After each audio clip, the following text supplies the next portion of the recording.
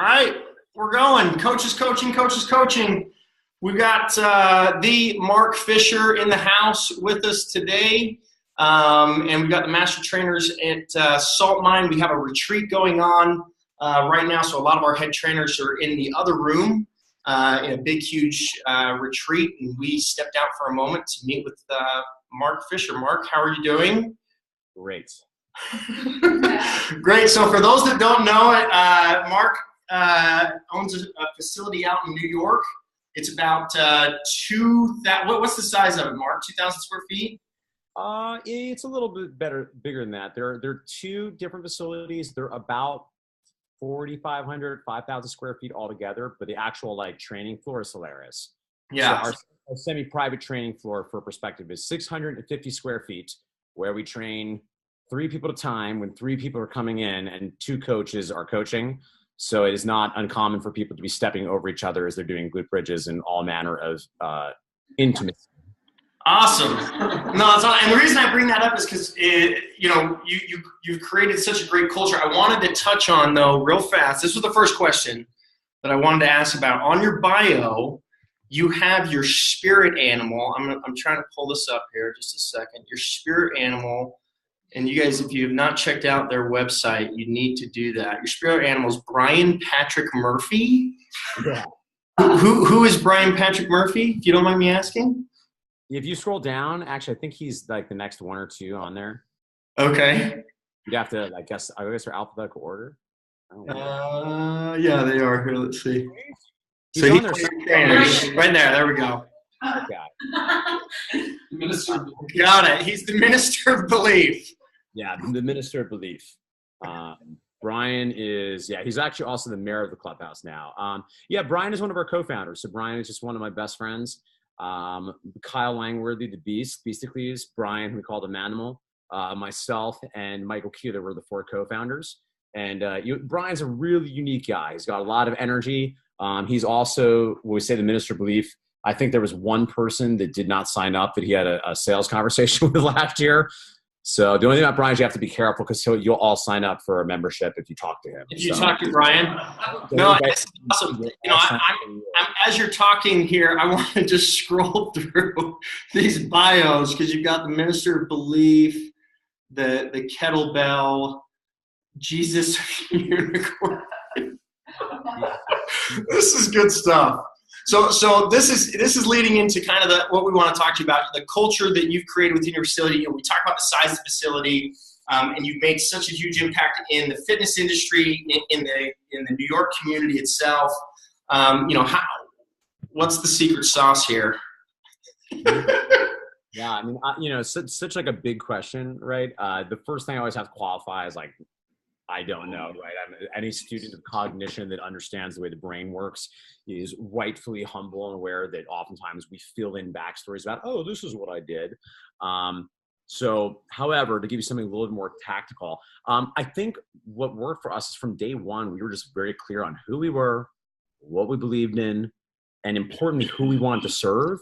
And I think we just sprinted at as hard as we could. So when we started Mark Fisher Fitness, at the time, I was a one-man band, and Michael Keeler, who is my business partner and my best friend since our high school community theater group, the very first thing we did when we were putting together a business plan was not numbers, it wasn't anything to do with fitness. It was a discussion around what are our values, what are the behavioral standards that matter to us, what is the mission of this organization, and what is the vision, what kind of world are we trying to contribute to? And that can be very academic, and I do a lot of consulting and coaching outside the fitness industry, and a lot of it's not very good because a lot of it's okay, and they're doing the best they can, but oftentimes the executives will go to a retreat and they'll be like, our value is excellence. This is a picture of an eagle. Eagles. But then nothing ever changes. So I think we were both clear about who we were and what we stood for. And because we had people that were aligned, particularly those first 6 months, I think we were just so strong in doctrinating people in our values that particularly as the team has grown, that has allowed us, I think, to really continue to stay true to who we were when we began. One other thing that I would note that I think is often not appreciated when we're discussing culture in any business, certainly in a fitness facility, is that I think ideally it is a co-creation with the client, with the members, of the customers, in our case, the ninjas. And so many of the terms and the iconography, even some of the nicknames that you hear at Mark Fisher Fitness came from the ninja community. And we just feel like part of our job is always to listen to them and try to look very carefully. And when something captures their imagination, we try to encapsulate it into our mythology. Awesome. I love that. I think, one thing I kind of took away from it is you guys know who you are, and you guys have created that identity, and now people are that gravitate to that are coming in, and now they're adding to that. That's kind of what I heard you say, essentially. And you guys are you're just creating that environment for everybody to flourish. With what the original identity was in the beginning. Yeah, and it's it certainly evolves over time, but I've always maintained one advantage of being crystal clear about that kind of thing is ideally you're looking for other people to raise their hand. What they're saying is like, I believe what you believe. Yeah. I exactly. The same way. And it's interesting too, in that I think there are almost two different conversations when we talk about culture, having done a lot of this work now. There's, first of all, how do we set the framework? How do we create the structure of the garden to allow that culture to flourish? But then a separate conversation is how do we either maintain a culture that's already existing and keep it vibrant, keep it organic, keep it real, or change a given culture? Because MFF, certainly not a perfect place. And we are forever looking to tinker and improve everything about Mark Fisher Fitness. And and it's interesting because cultural change can take a long time. And, we certainly had a few moments in our history where it was clear there were certain behaviors, we were seeing certain standards that were being met, not reflective of implicit expectations that to some extent Michael and myself had about how one lives an elegant life. And we are now in our third iteration of our values for that reason.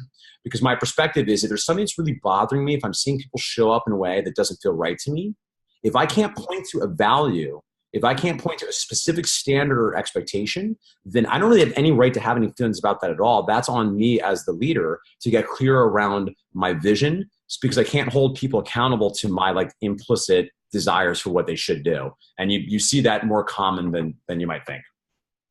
I think it's awesome when you just everything you're just saying, but you go to the website and how you say, we truly give a shit. And you literally run a cult. You run a cult. You don't run a gym. You have raving fans that you have a cult. Yeah, they're drinking the unicorn blood and they love you. It's a church. It's totally what it is. It's a secular church. We sell fitness, but we've always maintained, even from day one, that we're really more in the personal development space more than fitness. We happen to do fitness because that is something that people want to buy, and it happens to be something that I'm both passionate about and happens to be a domain expertise of mine. So because I have that as a background, that becomes a useful thing to sell. And by the way, we all know fitness is so amazing because it's an incredible foundation to become the best version of yourself. But in fact, MFF at its very best is a form of church. It's a secular church. But particularly in, a place like New York, which as busy as can feel very isolating, it is a place where like-minded people come together who share their values to do a difficult thing through adversity in the promise of blossoming into a better version of themselves. And that, I think, is the thing that I'm certainly most interested in. And quite frankly, I think you see across the industry, most people that are passionate about fitness might not use that verbiage, right? So I'm from New York and I go to Burning Man, so I'm very pretentious. But in fact, that's the same thing for most of us. We start with deadlifts, but ultimately we gravitate towards, I think, a passion for self-actualization via movement. So I want to ask you, one of the things I wanted to ask you, Mark, and you kind of touched on a little bit, as far as the culture goes and setting the right expectations. But as you bring in new coaches who may have different values or who have different ideas of what fitness is to them, how do you take those coaches and bring them into the Mark Fisher Fitness culture and have them fully integrate, so that you guys can be your most successful brand? Yes, great question. So at this point, what we do now, and again, this has evolved over time, but our current process is anybody that's interested in working with Mark Fisher Fitness has to become a trainer in residence. And a trainer in residence is similar to an internship, but it's different in that they're paid some. And we're looking, frankly, for somebody that already has technical proficiency as a coach that is looking for a cultural immersion in Mark Fisher Fitness. And ideally, not only is an opportunity for them to learn from us, we're interested in finding other interesting, weird, beautiful people that believe what we believe that we can learn from, that can deepen and enrich what we do here at Mark Fisher Fitness. And because of that, two things are useful. Number one, by the time we hire someone for a full-time team member, we've worked with them for several months, because I want to know, like, who are you really when you're not behaving? Right? Like when I'm looking to bring somebody on the team, I don't really want to know, like, I want to know who you are on your best day, but like, I don't know, I'm not perfect. I don't have good days. I want to know who you are on your worst day and what sort of values you show up when life gets tough. Because life gets tough for all of us. And you've seen work relationships. It's the same thing with romantic relationships where like everything's fun because the first few months, it's mostly just like eating ice cream, having sex, and watching Netflix. And then like 6 months into it, 12 months into it, you're like, I don't even like you, right? And I really value the opportunity to get to know people over the long haul, because then we can really see truly, are you a fit? Now, the other piece that's perhaps a little bit more immediately actionable, regardless of how one's onboarding system is set up, is our onboarding system is pretty rigorous. It's not perfect. I'm tinkering on it every time we bring people in. I would try to make it better every single time. But essentially what we did was we just figured out a schedule of, we've got, about 40 to 80 hours of training time. How do we divvy that up into practical time where they're doing classroom sessions with coaches to learn technique?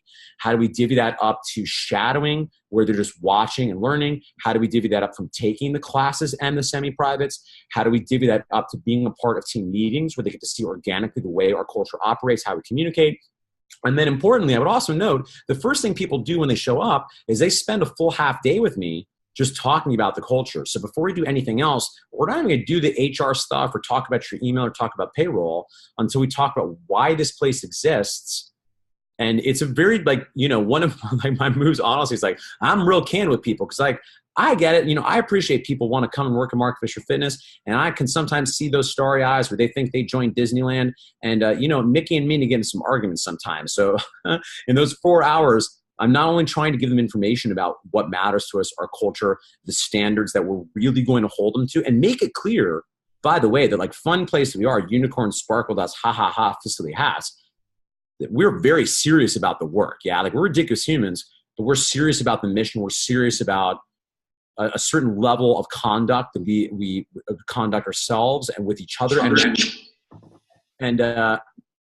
It's interesting because so much that first, it sounds like it would be inspiration. Often it's not. Often I'm like, here's the challenges you're going to run to. Here's like why MFF is like a very terrifying and challenging place to work. But to some extent, I don't mind it being a crucible. So there's sort of two pieces for me. There is the tactical logistics of how one uses time, the constraints of time, to make sure we use that time as effectively as possible so they understand our standards. We've got crystal clear written out checklists for everything from classes to semi-private training sessions to internal communication standards. So we rigorously teach them the mechanics of it. But for me, there's also a cultural piece that is important that's, I think, a little bit more ineffable. But even, I would note, again, gets a half day of time with me personally, just explaining them why we exist, what we're showing up to do, what we think the stakes are, because of what we think could hopefully be the impact Mark Fisher Fitness might have on the fitness industry, and hopefully, if I'm dare so grand, the society at large. I love that. Thanks for answering that question. And it's kind of a follow-up, but I appreciate everything that you do where it's, hey, your programming follows a lot of that we believe over here at Bossa Fitness. So you have great coaches and great coaching, but just like you're talking about the coaches and how you bring them on, and I expect this, and I want to make sure that we have a cultural buy-in with you where I feel appreciated that you working here. But I think you ingrain a lot of that business aspects too, like business for unicorns. How much do you bring that on to the coaches? Because obviously that's an external thing, right, for other coaches in the market. But how do you bring that with your actual coaches internally? Yeah, I think, it's because what's interesting is Business for Unicorns in many ways is like full day training programs. It's really just an extrapolation of what we tend to do with a team on a regular basis. Now, it depends on the course, right? Because not everybody in the team is something like Care and Feeding Superheroes is going to be relevant to them, because unless you manage that particular content is not particularly relevant. But for instance, something like Time Ninja, for me, MFF at its best is a human behavioral experiment, and it's like a human potential machine. We're just all trying to become the best versions of ourselves. So So the business for unicorn stuff, which, as you mentioned, is separate of fitness. So say something like this weekend, we did a course called Clients for Life. Well, the vast majority of those customer service exercises and the 3 steps, the super service principles, all of those things we cover as part of our weekly meetings. So part of the ongoing development, so similar clearly to some of you guys are into, which, like, by the way, high five, is, we are constantly training the team. So every week at our Wednesday team meeting, we go through a 4-week cycle where 1 week we learn the new class phase and the business team does their own breakout. 1 week we do some sort of other fitness in service type of coaching focused exercise, another business team breakout where they might do marketing or a customer service or an MBO training. And then 1 week we get together, we do one that is focused on coaching and literally on the communication skills of how to ask open-ended questions, how to build rapport by using reflective listening, how to handle conflict when a client is upset, which we know is going to happen in any service organization. And then additionally, customer service, which can overlap with coaching, but that is, a lot of it is role playing. So that's something that I think is incredibly underestimated. And honestly, as I'm saying this, I think we could be doing more of this, but making people do earnest role playing and working on the pain points of the business so the team has the opportunity to practice those often high tension make or break moments that I think can make a service industry soar or not do as well. Yeah. I was just wondering for you, for trainers who are watching this that want to have their own culture, what do you think is your best recommendation for them to find that culture for themselves with their clients? Yeah, I think that's a good question. I mean, I think it's I don't know that one. I have to say I struggle for like a just do this thing, because I don't, this sounds like kind of broad, but I think, a lot of it really is just like knowing yourself really, really well and getting clear on the things that really, really matter to you. And again, I'm like, it's obvious to anybody that I'm like a huge nerd. So I'm a big believer so in addition to MFF values, like we, at least once a year, I want to do some of the team where we get clear on what are your personal values? What are the things that matter to you?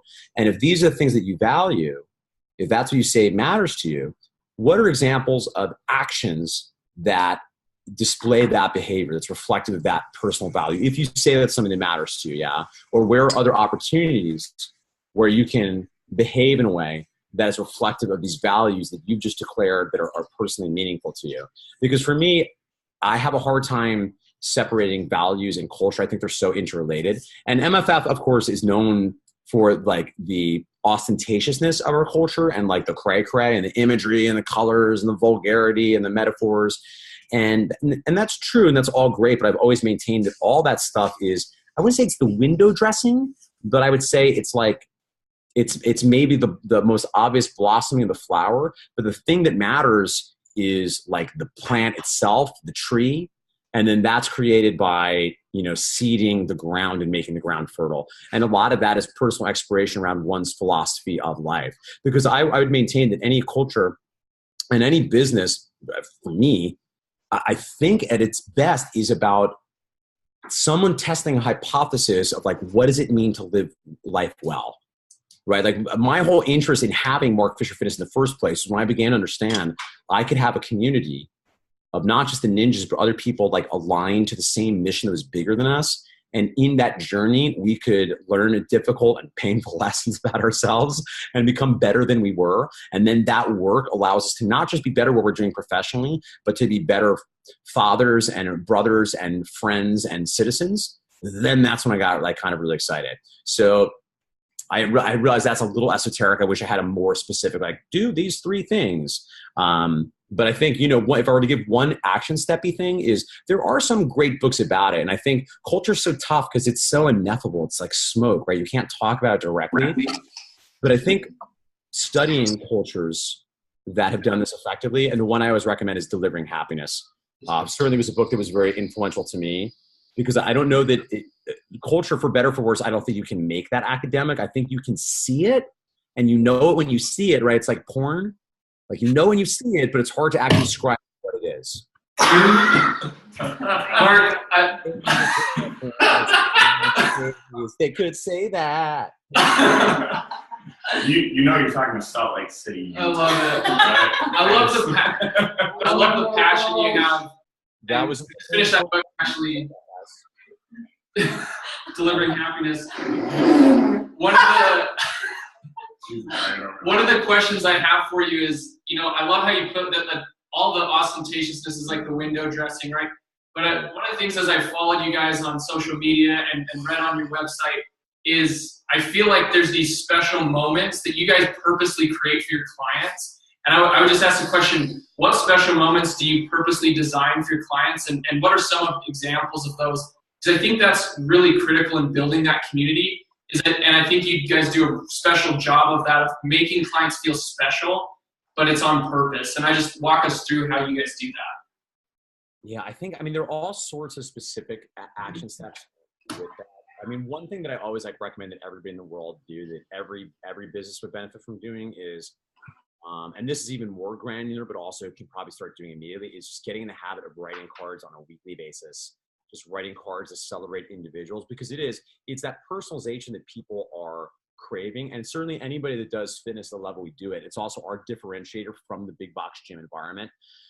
Now, there are all sorts of specific examples I could give you of times that we've done stuff, but I'll tell you what, so here's an example of a thing that we're planning on doing. We haven't done yet, so don't tell anybody. But because I'm literally constantly always obsessively reading books and thinking about what else can we do to wow people? What else can we do to wow people? And this wasn't my idea, but one of my team members noticed that one of our ninjas has been coming to the clubhouse. I think he's done 2,000 classes. And the highest tier of our founders club, so we have a loyalty program. Rainbow Founders Club is 1,250 classes. So this person's through the roof. So we're like, okay, well, this is just not enough for them to have a rainbow tier. So what we thought it would be fun to do is we're commissioning getting a cape made for her, a personalized cape. And then since she's always in the 6:30 class, we're going to email the rest of the class on time when she doesn't know it and set up and come in and teach the class a little bit of choreography that they'll learn in the email in advance, just a silly thing to the end of class. We'll come out to do a ceremony with a scepter and maybe a chalice and turn down the lights and do an award ceremony to award her for being the mayoress of the clubhouse. And it's things like that.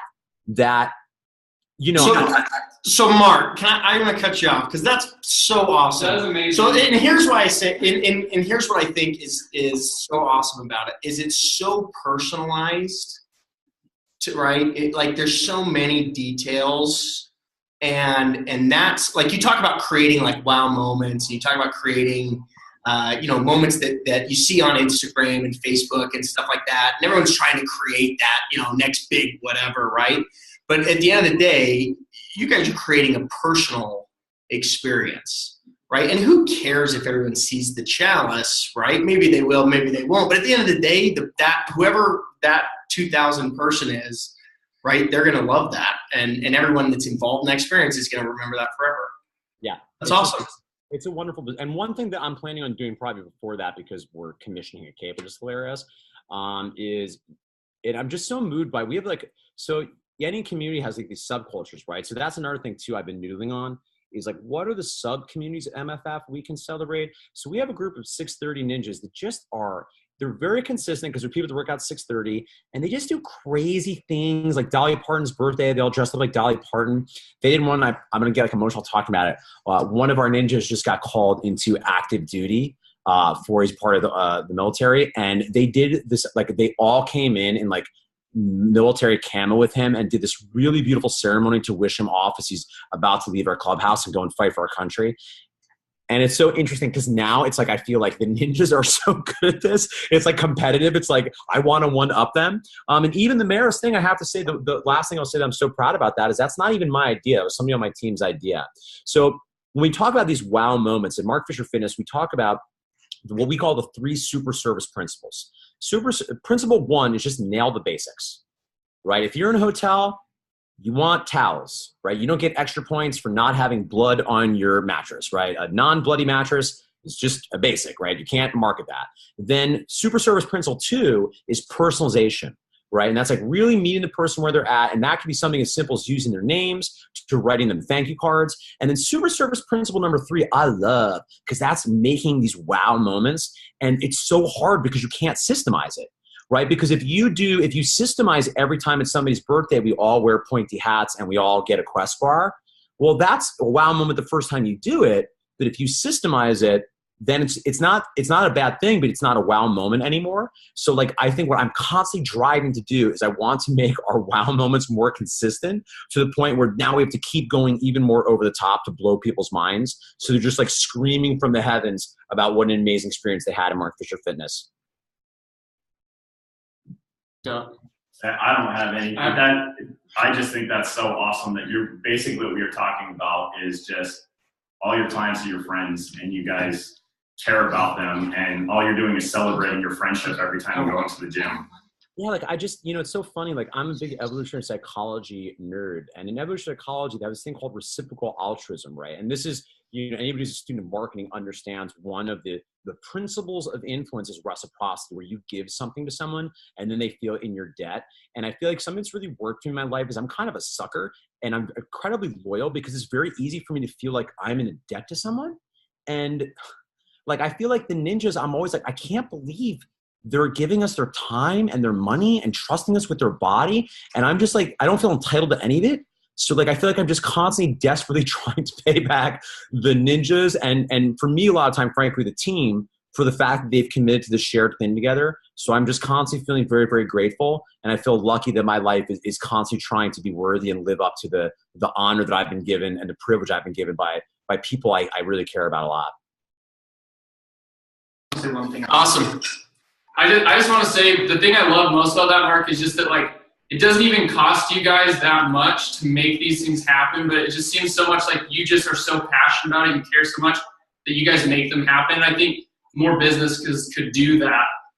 Great things would happen. So thanks for being an example of that.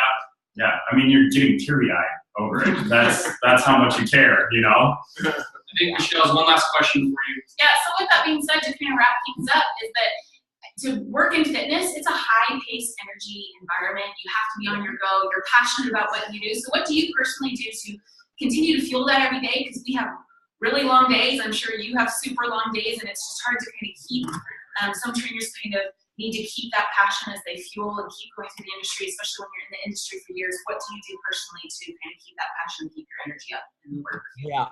I think for me, so I'm a huge fan of this guy, Dr. Richard Boyatzis, who I can pass along the name if you want to email after, who is a professor of management at Case Western University. And he's doing some really interesting stuff, trying to get biometric data on how specifically leaders recover from what he calls power stress. But there's takeaways, I think, for anybody in any job that's demanding, anybody that does any sort of work that can burn you out, and training can definitely burn you out. So he talks a lot about what he calls renewal, or what I call often psycho-spiritual renewal. And renewal is different than physiological renewal. Those are things that matter too, right? So certainly one piece, we know we're fitness people, got to sleep, you got to eat properly, you have to get some exercise, you have to put in those physical inputs first. But then beyond that, Boyatzis actually would say there's 4 specific buckets of what he calls self-renewal. Bucket 1 is compassion, which is taking time to care for someone else and feel cared for, really connecting in a meaningful way with other people. Luckily, because of our work, we get to do that on a regular basis. 2 is mindfulness. This could be anything from spending time in nature to meditation to prayer, if you practice one of the wisdom tradition. Then 3, we have play, which is like being fun and being silly. And I'm very lucky. That's something that's like very obviously like I can't help but do. And then finally, we have hope. And that's getting in touch. And for me, the specific activities there are things like visioning, doing 5-year plans, thinking and being inspired by a compelling vision of your future. And the point Boyatzis would make, a final point I'll share about that is the renewal and inspiration, filling your cup psycho-spiritually, psychologically filling your cup and your passion can't be something that is saved up for once a month, and so not even the weekend. Probably have to do it on a regular basis. And one other thing I would offer that has always helped me avoid burnout, I think, which isn't explicitly covering those buckets, is just education. So for me, I find when I'm talking to a trainer that's getting bored of training, often it's because that they're not investing, they're not interested, they're not finding out new things they're able to bring into their work and into their craft.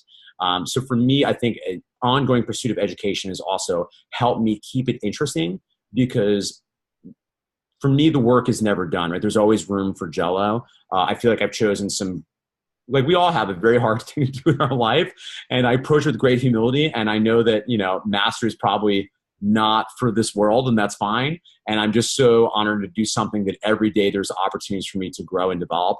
And if I'm finding that I'm bored, I'm boring. If I'm finding that I'm burned out, I want to take personal responsibility and really ask myself, what do I need to do to get re-inspired? And for anybody looking for that, I think those 4 buckets plus education would be action steps for where I would start. There's no more questions, but after RJ says this thing, I want to give you a cyber hug afterwards. This was amazing. Mark, I do want to point out, how many members do you have, roughly? Between the clubhouse and Snatch, anywhere from depending on the time of year, 950 to 1,100. Awesome.